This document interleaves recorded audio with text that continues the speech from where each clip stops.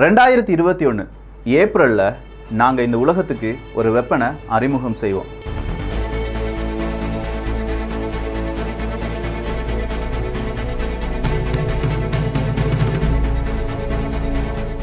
அந்த வெப்பன் எங்களுடைய குழந்தைகளை 40-50 வருடங்களுக்கு பாதுகாக்கும். எந்த விதமான பிரச்சனையும் எங்கள் குழந்தைக்கு வராது. அதுக்கு பிறகு நீங்கள் வேணால் புது வெப்பனை கண்டுபிடிங்க. ஆனால் அந்த நேரம் மறுபடியும் நாங்கள் இப்போ கண்டுபிடிக்கிற வெப்பனுடைய 3rd phase 4th phaseக்கு போயிருப்போம் அப்படின்னு சொல்லியிருந்தாங்க ரஷ்யா. அந்த வெப்பனுடைய பெயர் சார்மாட். சார்மாட் மட்டும் கிடையாது, அதை அமெரிக்கா எப்படி தெரியுமா கூப்பிடுவாங்க? சாத்தான் 2 அப்படின்னு சொல்லி கூப்பிடுவாங்க.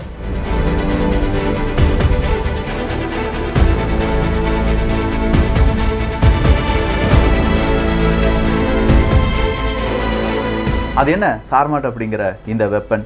இது ஒரு ஃபியூச்சர் வெப்பன் அப்படின்னு சொல்கிறாங்களே, ஆனால் உண்மையிலே ரஷ்யாவினுடைய அதிபர் புட்டின் அவர்கள் நேற்று ஒரு வார்த்தை சொல்லியிருக்கார். வேணும்னா சார்மாட் அப்படிங்கிற அந்த மிசைலை நம்முடைய படையில் சேர்ப்பதற்கு கொஞ்சம் நாட்கள் போதும், அதை செஞ்சிடலாமான்னு கேட்டிருக்கார்.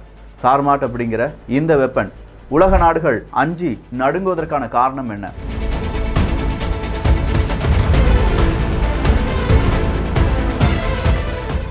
நாற்பது 50 வருடங்கள் ரஷ்யாவை இந்த வெப்பன் பாதுகாக்குமா? பல தகவல்கள் பிரமிக்க வைக்கக்கூடிய பதிவாக இருக்க போகுது. அன்பு தமிழஞ்சங்களுக்கு தமிழ் பொக்கிஷத்தின் வணக்கங்கள்.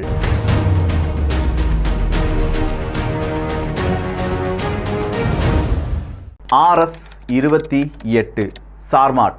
இந்த சார்மாட் அப்படின்னு சொல்றத நேட்டோ எப்படி அழைப்பாங்கன்னா சாத்தான் 2 அப்படின்னு சொல்லி அழைப்பாங்க. இந்த சார்மாட் அப்படிங்கிற இந்த மிசைல் ஒரு ICBM, intercontinental ballistic மிசைல், கண்டமிட்டு கண்டம் பாயக்கூடிய மிசைல் அப்படின்னு கூட சொல்லலாம். இதனுடைய ரேஞ்ச் எவ்வளவு அப்படின்னு கேட்டிங்கன்னா சுமார் 18,000 கிலோமீட்டர்.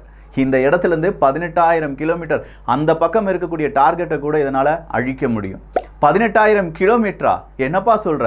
அப்படின்னா ரஷ்யாவிடம் இருந்து யூகேயை பாதுகாப்பதற்கு வெறும் 3 நிமிடங்கள்லேருந்து 5 நிமிடங்கள் மட்டும்தான் இருக்கா அப்படின்னு கேட்டால் அதுதான் உண்மை. 3லேருந்து 5 நிமிடத்துக்குள் யூகேல எங்கே வேணாலும் இந்த சார்மட் அப்படிங்கிற வெப்பன் இல்லாட்டி மிசைல் அப்படிங்கிறது போய் விழலாம். அப்படி விழுந்தா யூகே, பிரான்ஸ் போன்ற நிலப்பகுதிகள் இருக்குமா அப்படின்னு கேட்டா இல்லை. இந்த சார்மட் அப்படிங்கிற ஒரு வெப்பனை வச்சு கிட்டத்தட்ட பிரான்ஸ், யூகே அப்படிங்கிற இடத்தெல்லாமே அழிக்க முடியும். சரிப்பா, அப்போ இதனுடைய வெயிட் என்னவா இருக்கும் அப்படின்னு கேட்டிங்கன்னா எல்லாரும் நம்பிக்கோங்க, இதனுடைய வெயிட் 208 டன் அப்படின்னு சொல்லியிருக்காங்க. அப்பா, 208 டன்னா? அப்படின்னா இதனுடைய உயரம் என்னவா இருக்கும் அப்படிங்கிற கேள்விக்கு 112 அடி உயரம் இருக்கும் அப்படின்னு சொல்றாங்க. கிட்டத்தட்ட 14 மாடி கட்டிடம் அப்படின்னு சொல்றாங்க.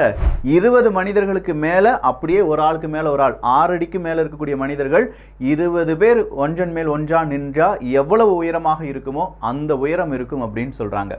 208 டன், கிட்டத்தட்ட 112 அடி உயரம்.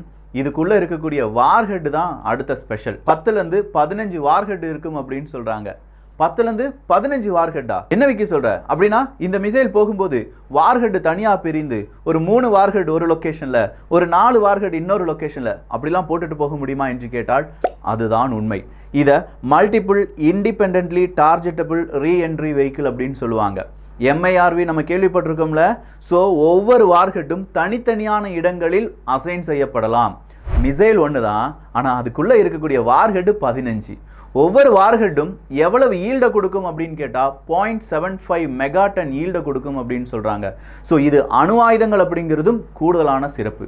இப்படிப்பட்ட பிரம்மாண்டத்தை 2022 சோதித்து பார்க்கிறது ரஷ்யா.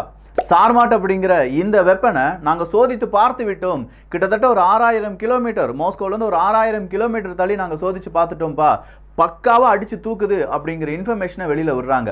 2022 மட்டுமே 5 முறை இந்த சோதனை செய்து பார்த்திருக்கிறது ரஷ்யா. 2023 புட்டின் அவர்கள் ரஷ்யா உக்ரைன் போர் ரொம்ப பீக்கில் இருக்கு, டாக்டிக்கல் நியூக்ளியர் வெப்பனை பெலரஸுக்குள்ள கொடுத்துட்டாங்க, நியூக்ளியர் வார் அப்படின்னு சொல்லக்கூடிய இந்த வார் வந்துருமோ வராதோ அப்படிங்கிற பயத்தில் நம்ம எல்லாருமே இருந்துட்டு இருக்கோம். அமெரிக்காவும் ரஷ்யாவும் மிகப்பெரிய அளவில் முயற்சி செய்து ஒரு ஒப்பந்தத்தில் கையெழுத்து போட்டாங்க. அந்த ஒப்பந்தத்தின் பெயர் தான் நியூ ஸ்டார்ட். அந்த நியூ ஸ்டார்ட் அக்ரிமெண்ட்டை 2 பேருமே மீறிட்டாங்க. 2 பேருமே இப்போ நியூ ஸ்டார்ட் அப்படிங்கிற அக்ரிமெண்ட்ல இல்லை. நல்லா புரிஞ்சுக்கோங்க, 2 பேருமே இல்லை. நியூ ஸ்டார்ட் ஒப்பந்தத்தின் அடிப்படையில் ஒவ்வொரு நாடும் 700 ICBM வைத்துக் கொள்ளலாம் கொள்ளலாம் அப்படிங்கிறது அக்ரிமெண்ட். ஆனால் இப்போ நியூ ஸ்டார்ட்டே இல்லையே, 700க்கு மேலே எவ்வளவு வேணாலும் வைத்து கொள்ளலாம் அப்படிங்கிற முடிவுக்கு வந்துட்டாங்க. இந்த ஐசிபிஎம் அப்படின்னு சொல்கிறது ஒரு அணு ஆயுத ஐசிபிஎம்மாக இருந்துச்சுன்னா அதுதான் இப்போ நம்ம பார்க்கக்கூடிய இந்த சார்மட். ஆனால் சார்மட் அப்படிங்கிறது தனியான ஒரு மிசைலா, இதுக்கு முன்னாடி வரலாறே இல்லையா அப்படின்னு கேட்டால் இந்த இடத்துல சின்னதாக ஒரு வரலாறை தேடி போக போகிறோம். இந்த சார்மட் அப்படிங்கிற மிசைலினுடைய முன்னோடி தான் ஒயோடா அப்படின்னு சொல்லி அழைக்கக்கூடிய R-36M. இந்த R-36M இந்த வெப்பனை நேட்டோ எப்படி அழைப்பாங்கன்னா சாத்தான் அப்படின்னு சொல்லி அழைப்பாங்க. இந்த ஓய்வோடா தான் இப்போதைக்கு ரஷ்யாவின் கையில் இருக்கக்கூடிய மிக பிரம்மாண்டமான ஒரு வெப்பன். ஆனால் அதை விட பிரம்மாண்டமான சாத்தான் 2 நாங்கள் சோதித்து பார்த்து விட்டோம் அப்படின்னு சொல்லும்போது சும்மா அள்ளு விட்டுருக்கோம் அமெரிக்காவுக்கு. இந்த சாத்தான் 2 தான் நாங்கள் களமிறக்கிறதுக்கு தயாராக இருக்கோம்னு சொல்கிறாரு புட்டின் அவர்கள். அதுவும் எந்த இடத்துல வச்சு சொல்லியிருக்காரு அப்படிங்கிறது தான் ரொம்ப இம்பார்ட்டன்ட். மிலிட்ரி கிராஜுவேட்ஸ் அப்படிங்கிறவங்க இருக்காங்க, பட்டமளிப்பு விழா நடந்துட்டு இருக்கு. அந்த பட்டமளிப்பு விழாவில் வந்து சொல்கிறாரு, உங்களையும் உங்கள் குழந்தைகளையும் பாதுகாப்பதற்கான வெப்பன் நம்மகிட்ட இருக்குது, சூப்பர் வெப்பன். அந்த சூப்பர் வெப்பனை சீக்கிரமாக நீங்கள் பணியில் சேரும்போது நாம் அதை இன்ட்ரடியூஸ் பண்ணியிருப்போம். இப்போ நம்மளை பற்றி பேசக்கூடிய நாடுகள், நம்மை அழித்து விடலாம் அப்படின்னு சொல்லி நினைக்கக்கூடிய நாடுகளுடைய கனவுகள் அன்றோடு குளியல் போட்டு புதைக்கப்படும் அப்படின்னு சொல்லியிருக்கார். ஸோ சாத்தான் 2 அப்படிங்கிறதுக்கான ஒரு பெரிய முன்னெச்சரிக்கை நடவடிக்கை ரஷ்யாவால் எடுக்கப்பட்டது அப்படிங்கிறதும் இங்கே குறிப்பிடத்தக்கது. இதே சாத்தான் 2 நாங்கள் டெஸ்ட் பண்ணிட்டோம் அப்படின்னு சொல்லி 2022 2023 மட்டுமே 3 முறைக்கு மேலே ரஷ்யா செய்தி ஊடகத்தில் செய்தியாக வெளியிட்டிருக்கிறார்கள். சரிப்பா, இந்த சாத்தான் 2 அப்படிங்கிறதுலாம் இருக்கட்டும், ரஷ்யாவினுடைய அல்டிமேட் கோல் என்ன? ரஷ்யாவினுடைய அல்டிமேட் கோல் ட்ரையட் அப்படிங்கிறது தான். இந்த ட்ரையாட் அப்படின்னு சொல்லும்போது மும்முனைகளிலும் இருந்து, கப்பல் வழியாக, விமானம் வழியாக, தரை வழியாக, இப்படி மும்முனைகளிலும் இருந்து அணு ஆயுதத்தை ஏந்தி செல்லக்கூடிய அனைத்து விதமான நவீன டெக்னாலஜியும் நம்மகிட்ட இருக்கணும். அப்படி ஒரு ட்ரையாட் கண்ட்ரியாக நம்ம மாறணும் அப்படிங்கிறது தான் ரஷ்யாவினுடைய அல்டிமேட் கோல்.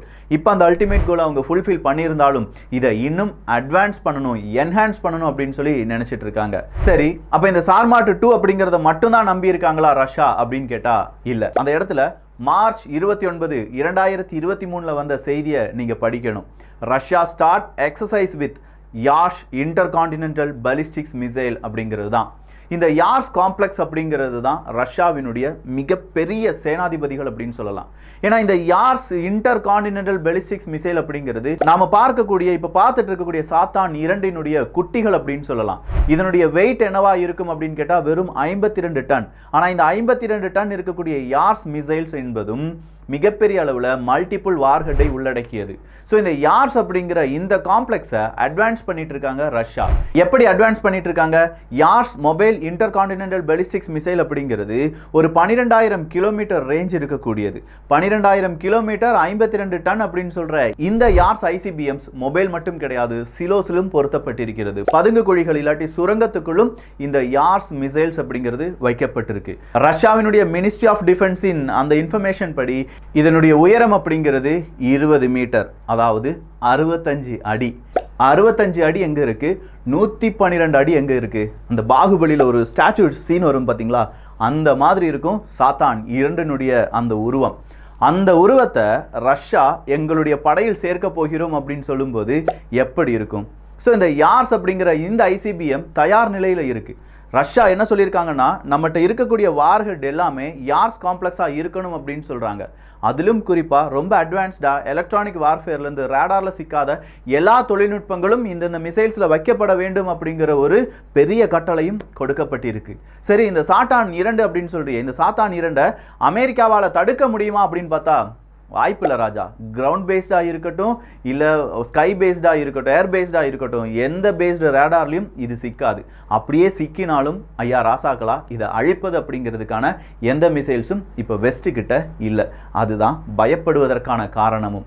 ஸோ சாத்தான் 2 எங்களுடைய ஃபியூச்சர் இல்லாட்டி சூப்பர் வெப்பன் அப்படின்னு சொன்ன ரஷ்யா, 40-50 வருடங்கள் இந்த வெப்பன் எங்களுடைய குழந்தைகளை பாதுகாக்கும் அப்படின்னு சொன்ன ரஷ்யா உடனடியாக உள்ளே சேர்ப்பதற்கான, ரஷ்யாவின் படைகளில் சேர்ப்பதற்கான காரணம் என்ன? இப்போ வந்திருக்கக்கூடிய அப்டேட் தான். ரஷ்யா உக்ரைன் போரில் உக்ரைனுடைய கவுண்டர் ஆஃபென்சிவ் மிகப்பெரிய அளவில் பிளண்டர் ஃபெயில் ஆயிடுச்சு. அப்படி ஃபெயில் ஆனதுனால இன்னும் பல தொகை அப்படிங்கிறது, பல பில்லியன் அமெரிக்க டாலர் அப்படிங்கிறது உக்ரைனுக்குள்ளே பம்ப் பண்ணுறாங்க. நிறைய நாடுகள், அமெரிக்கா ஒரு 3 பில்லியன், யூகே ஒரு 3 பில்லியன், ஒட்டுமொத்தமாக யூரோப் ரீஜன் எடுத்து பார்த்தீங்கன்னா ஒரு 27 பில்லியன் அப்படின்னு சொல்லி நிறைய பேர் பில்லியன் கணக்கான பணத்தை உள்ள தள்ளும்போது வெப்பன்ஸ் அதிகப்படியாக வருவதற்கான வாய்ப்புகள் இருக்குது. இதனுடைய எக்ஸ்ட்ரீம் என்ன அப்படின்னு சொல்லி பார்க்கும்போது எல்லாருமே சொல்றது ஒரு நியூக்ளியர் வெப்பன் வீசப்படுவதற்கான வாய்ப்புகள் இருக்குது அப்படிங்கிறது தான். ஏதாவது ஒரு நாடு என்னை எதிர்க்கணும் அப்படின்னு சொல்லி மனநிலைமையில் இருந்தால் கூட அந்த நாட்டை நான் ஒட்டு மொத்தமாக அழிச்சிடுவேன் அப்படின்னு சொல்லி ரஷ்யா சொன்னதற்கான ப்ரூஃப் தான் இந்த சாத்தான் 2 சார்மட் அப்படிங்கிற இந்த ஒரு மிசைல். இந்த மிசைல் ஏவப்படும் போது நிச்சயமாக உலக வரைபடத்திலிருந்து ஒரு நாடு துடைத்து எரியப்படும் அப்படின்னு சொல்லியும் ரஷ்யா சொல்லியிருக்காங்க. ஸோ யூகே பெரிய அளவில் உக்ரைனுக்கு உதவுறதுனால ஒருவேளை யூகேவை டார்கெட் பண்ணியிருப்பாங்களோ. ஜெர்மனி கண்டிப்பாக அடிக்க வாய்ப்பில்லை. அமெரிக்காவினுடைய சில மாகாணங்களை ஒட்டுமொத்தமாக அழிப்பதற்கு இந்த சார்மட் அப்படிங்கிற ஒரு மிசைல் போதும். இதே மாதிரி எத்தனை மிசைலை ரெடி டு யூஸாக வச்சுருக்காங்க. யாஸ் காம்ப்ளெக்ஸே 60லேருந்து 72 காம்ப்ளெக்ஸ் இல்லாட்டி 72 மிசைல்ஸ் தயார் நிலையில் இருக்குது அப்படின்னு சொல்கிறாங்க. 72 மிசைல்னா ஒவ்வொரு மிசைலும் 10லேருந்து 12 வார்ஹெட்டை ஏந்தி செல்லக்கூடியது. சார்மட் மாதிரியே அதனுடைய ஈல்டெல்லாம் நம்ம எடுத்து பார்த்தோம்னா கதி கலங்கிடுவோம். அவ்வளோ தூரம்லாம் நம்ம போக வேண்டாம். இப்போவே நமக்கு புரிஞ்சிருச்சுல ரஷ்யாவினுடைய அட்வான்ஸ் டெக்னாலஜி என்ன, அந்த அட்வான்ஸ் டெக்னாலஜியில் அவங்க வச்சிருக்கக்கூடிய பலவிதமான மிசைல்ஸ் என்ன, அந்த மிசைல்ஸ் செய்யக்கூடிய மந்திரங்கள் என்ன, மாய ஜாலங்கள் என்ன, எதிர் தலைமுறையினருக்காக அவங்க வச்சிருக்கக்கூடிய மிகப்பெரிய பொக்கிஷங்கள் என்ன அப்படின்னு சொல்லி, சரிப்பா இந்த மிசைல்ஸ்லாம் வச்சிருந்தா மட்டும்தான் நம்ம எதிர் தலைமுறையினரை, வரக்கூடிய தலைமுறையினரை பாதுகாக்க முடியுமா அப்படின்னு கேட்டால் ஆமாம். நல்லா யோசிச்சு பாருங்க. அணு ஆயுதம் மட்டும் இருப்பதனால தான் இந்தியாவை இன்னும் நிறைய பேர் சீண்டி பார்க்காம இருக்காங்க. சப்போஸ் நம்ம அணு ஆயுதத்தை வைக்க தவறி இருந்தோம் அப்படின்னா நம்மளை அன்னைக்கே அடிச்சிருப்பாங்க. பாகிஸ்தானும் சீனாவும் ஒன்றிணைந்து, இல்லாட்டி பல நாடுகள் ஒன்றிணைந்து இந்தியாவை என்ன செஞ்சிருப்பாங்க, ஒட்டு மொத்தமாக அழிச்சிருப்பாங்க. அந்த அளவுக்கு இந்தியாவின் மீது, இந்தியாவின் வளர்ச்சி மீது பலருக்கும் இங்கே பல பிரச்சனைகள் இருக்கின்றன. அதுலேருந்துலாம் நம்மளை பாதுகாப்பது நம்மகிட்ட அணு ஆயுதம் இருக்கு அப்படிங்கிற ஒரே ஒரு பெயர் மட்டும்தான். வடகொரியா ஒரு குட்டி நாடு, அமெரிக்கா நினைச்சாங்கன்னா ஒரே நாள் அழிச்சிடலாம். ஆனால் வடகொரியா மீது அமெரிக்கா இன்னும் போர் தொடுக்காமல் இருப்பதற்கான காரணம் அவங்க கிட்ட அணு ஆயுதங்கள் இருக்கு அப்படிங்கிறது தான். ஸோ அணு ஆயுதத்தையும் மீறி இப்படி ஒரு பெரிய ஒரு பிரம்மாண்டமான ஒரு சாத்தானை களமிறக்க ரஷ்யாவுக்கு யார் இவ்வளோ பெரிய ப்ரெஷர் கொடுத்தாங்க? as usual ஐரோப்பிய ஒன்றிய நாடுகள். நாங்கள் பேச்சுவார்த்தையில் ஈடுபடுறோம்ப்பா, ஆனால் பேச்சுவார்த்தை நடத்துவதை தடுக்கிறது சில நாடுகள் அப்படின்னு சொன்ன ரஷ்யாவினுடைய பேச்சை யாருமே கேட்கல. ரஷ்யா எவ்வளோ முறை ஐநா சபையினுடைய பாதுகாப்பு கவுன்சிலை கூப்பிட்டு எனக்கு நிறைய பேச வேண்டியிருக்கு அப்படின்னு சொன்னால் அந்த நேரத்தில் பாதுகாப்பு கவுன்சில் கூட்டப்படாது. ஆனால் அமெரிக்கா ஒரு நொடி எனக்கு பாதுகாப்பு கவுன்சில் கூட்டப்பட வேண்டும் அப்படின்னு சொன்னால் அங்கே பாதுகாப்பு கவுன்சில் கூட்டப்பட்டிருக்கும். இதே மாதிரி பலவிதமான வேலைகளில் ரஷ்யா புறம் தள்ளப்பட்டது. ரஷ்யாவை சுற்றி எதிரிகள் வர ஆரம்பிச்சிட்டாங்க. எதிரிகளிடமிருந்து எங்கள் நாட்டை பாதுகாக்க எங்களுக்கு ஒரு சாத்தான் தேவைப்படுது. அது சாத்தான் 2 இருக்கட்டும் அப்படின்னு சொல்லி தான் இந்த சார்மட்டை அவங்க என்ன செய்ய போகிறாங்க, அவங்களுடைய படையில் அனுமதிக்க போகிறாங்க. சரி, சாத்தான் 2 அதன் பிறகு அவங்கள்ட்ட இருக்கக்கூடியது யார்ஸ் காம்ப்ளெக்ஸ் அப்படின்னு சொன்னேன், இல்லாட்டி யார்ஸ் மிசைல்ஸ் அப்படின்னு சொன்னேன். இந்த யார்ஸ் மிசைல்ஸ் அப்படின்னு சொல்லும்போது டோப்பல் எம்னுடைய அட்வான்ஸ்டு வெர்ஷன் அப்படின்னு பார்த்தா ஆமாம். முதல்லலாம் அவங்க கிட்ட இருக்கக்கூடிய வார்ஹெட் மேக்ஸிமம் ஐசிபிஎம் எல்லாம் டோப்பல் எம் அப்படிங்கிற பேஸ்டு தான் இருந்துச்சு. அதன் பிறகு தான் அவங்க யார்ஸ் மிசைல்ஸுக்கு மாறுறாங்க. இப்போ அவங்க அதை மாற்றிட்டு சில ஐசிபிஎம்ஸை மட்டும் என்னவா மாற்றிருக்காங்க, சாத்தான் 2 மாற்றிருக்காங்க. அப்போ இந்த டோப்பல் எம்ல என்ன டிஸ்அட்வான்டேஜ் இருந்துச்சு? டோப்பல் எம் அப்படிங்கிற இந்த மிசைல் மல்டிபிள் வார்ஹெட் உள்ளடக்கியது இல்லை. ஒரே ஒரு வார்ஹெட் மட்டும் இருக்கும், 1-2 வார்ஹெட் இருக்கும், அவ்வளோதான். ஆனால் இப்போ நம்ம சொல்கிற யார்ஸா இருக்கட்டும், இல்லை சாத்தான் 2 இருக்கட்டும், மல்டிபிள் வார்ஹெட் 10லேருந்து 15 அப்படின்னு சொல்கிறோம். அதனுடைய சைஸ், அதனுடைய உயரத்தை அனுசரித்து அதனுடைய அந்த வார்ஹெட்டினுடைய திறன், ஈல்டு அப்படிங்கிறதும் அதிகரிக்கும். இதுதான் உலக நாடுகள் சாத்தானை பார்த்து பயப்படுவதற்கான காரணம். நாட்டோ எப்படி இந்த பேர் போட்டான்னு தெரியல, சரியாதான் போட்டிருக்கான், சாத்தான் 2. இந்த மிசைலை பற்றி இப்போ உங்களுக்கு நிறைய விஷயங்கள் தெரிஞ்சிருக்கும். நம்ம மனசில் இப்போ ஓடக்கூடிய கேள்வி என்ன தெரியுமா? இந்தியாவை பாதுகாப்பதற்கு சாத்தான் இருக்கா இல்லையா அப்படிங்கிறது தான். அதை இன்னொரு பதிவில் பார்த்துடலாம். இந்த ஒரு காணொலி பற்றி உங்களுடைய கருத்துக்கள் இங்கே வரவேற்கப்படுகின்றன. எல்லோரும் தமிழ் பொக்கிஷத்தில் இணைந்திருங்கள். நல்லதை பகிர்ந்து நல்ல சமுதாயத்தை உருவாக்குவோம். நன்றி, வணக்கம்.